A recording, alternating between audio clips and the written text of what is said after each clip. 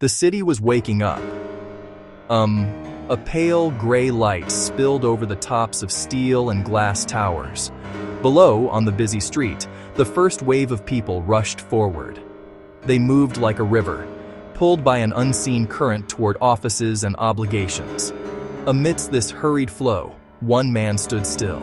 He was dressed in a sharp suit, but his shoulders were slumped with a weariness beyond lack of sleep.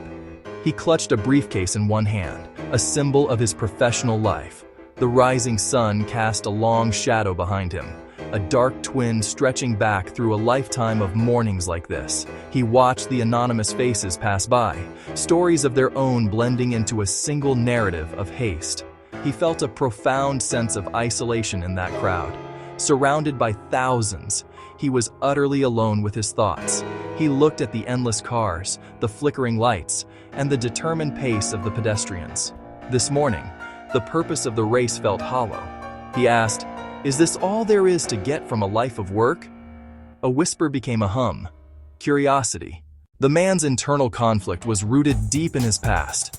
His life had been shaped by two powerful, opposing father figures. One was his biological father, a man of great integrity and caution, a generation that valued security above all else. Go to school, get good grades, find a safe job with benefits, work hard, save a little, avoid debt.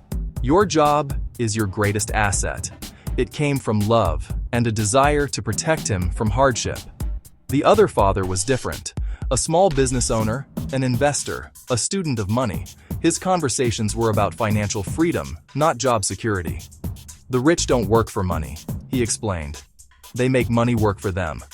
An asset puts money into your pocket. A liability takes it out." Two roadmaps, one well-trodden, one to be discovered. One promised linear rewards for labor, the other assets generating income independent of hours. The two philosophies were at war within him. Following the safe path, he found himself in a relentless cycle. He was good at his job, diligent and on time. Every 2 weeks, gross pay, deductions, and the net that landed in his account. For a brief moment, relief. Then the money began to leave. Mortgage, car loan, utilities, phone, internet, credit cards. He tracked the outflow, feeling a tightness that never quite went away. His paycheck was a patch on a leaky boat, the water always rising. He visualized it as a giant invisible hamster wheel. He ran hard all day and ended where he began. At night, he worried about the next unexpected bill, completely dependent on the next paycheck. If the job disappeared, the world would collapse. The dependency was the cage within the wheel. The only things growing were fatigue and anxiety. You must know the difference between an asset and a liability, and buy assets. He had always thought his house and car were his primary assets. An asset puts money into your pocket. A liability takes it out.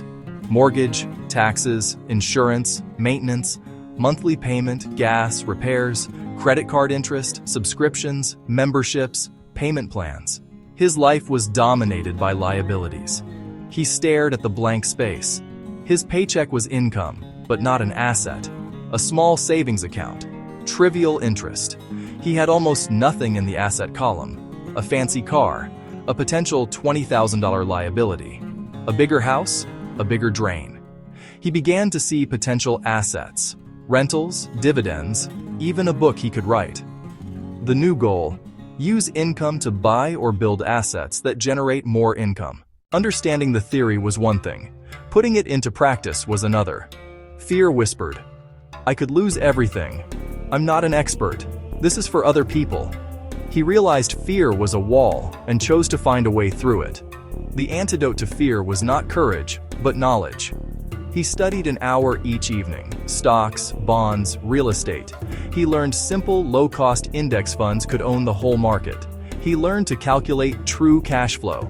Start small, make small moves, learn from experience. He tracked spending, created a budget, and paid himself first. He bought a few shares of a low-cost index fund and added monthly. He watched it rise and fall without panic. The key was consistency, not timing. He and a trusted friend bought a small garage and rented it for storage.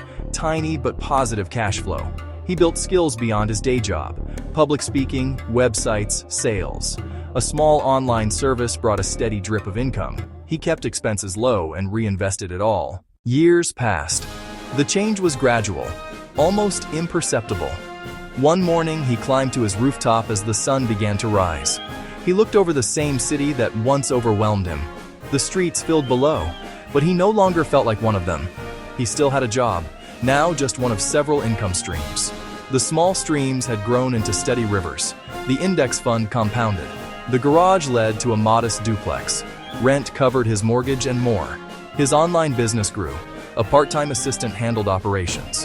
Income from assets finally surpassed his monthly expenses. He had escaped the rat race. He could stop running. The cage would not slam shut. Freedom meant options, not flash. It came from thousands of small, disciplined choices. Write your monthly income. List expenses. Cut one. Start an asset fund. Buy a tiny asset. Start small. Stay consistent. Be patient.